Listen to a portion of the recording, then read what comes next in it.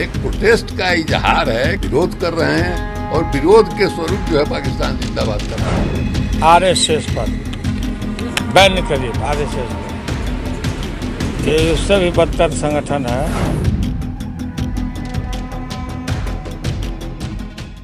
केंद्र की मोदी सरकार ने पीएफआई और उसके 8 सहयोगी संगठनों को 5 साल के लिए बैन कर दिया है।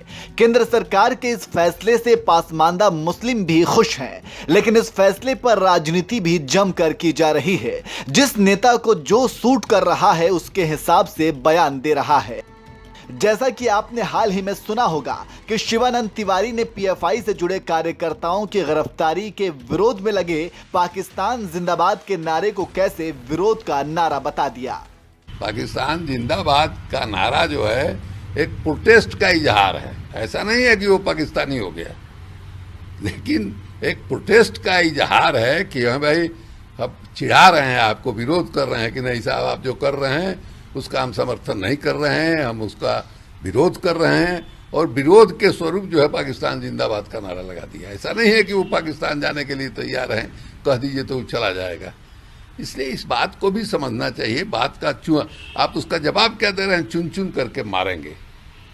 इसी का तो प्रोटेस्ट है ये कि जो आप चुन चुन करके मार रहे हैं। आज क्या हालत हो गई है भाई। इसके अलावा लालू यादव ने भी पीएफआई को बैन करने के बाद आरएसएस को भी बैन करने की बात कह दी।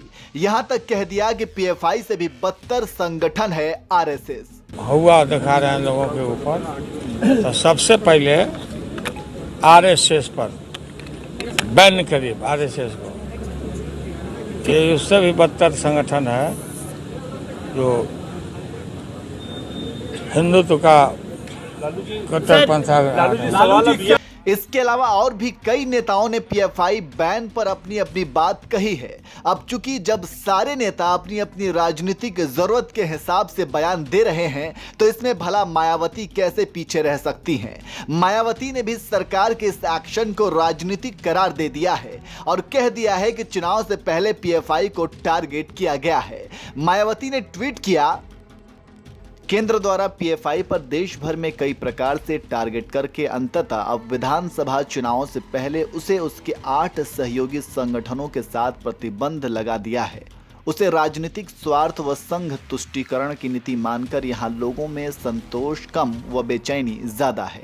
यही कारण है कि विपक्षी पार्टियां सरकार की नीयत में खोट मानकर इस मुद्दे पर भी आक्रोशित व हमलावर हैं और आरएसएस पर भी बैन लगाने की मांग खुलेआम हो रही है। अगर पीएफआई देश के आंतरिक सुरक्षा के लिए खतरा है तो उस जैसे अन्य संगठनों पर भी बैन क्यों नहीं लगना चाहिए। आपको बता दें कि पीएफआई पर लगे बैन के बाद से ही राजनीतिक गलियारों में आरएसएस को भी टारगेट किया जा रहा है। लालू यादव ने अपने ट्विटर अकाउंट पर भी आरएसएस को बैन करने की बात कही है और लिखा है कि आरएसएस पर 2 बार पहले भी बैन लग चुका है।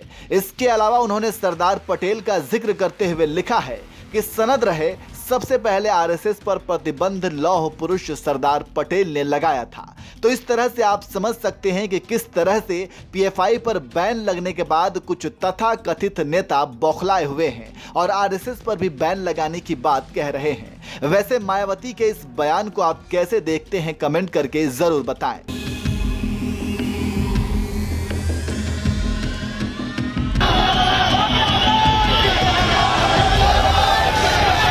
एक प्रोटेस्ट का इजहार है, विरोध कर रहे हैं और विरोध के स्वरूप जो है पाकिस्तान जिंदाबाद कर रहा है। आरएसएस पर बैन करिए, आरएसएस को, ये उससे भी बदतर संगठन है।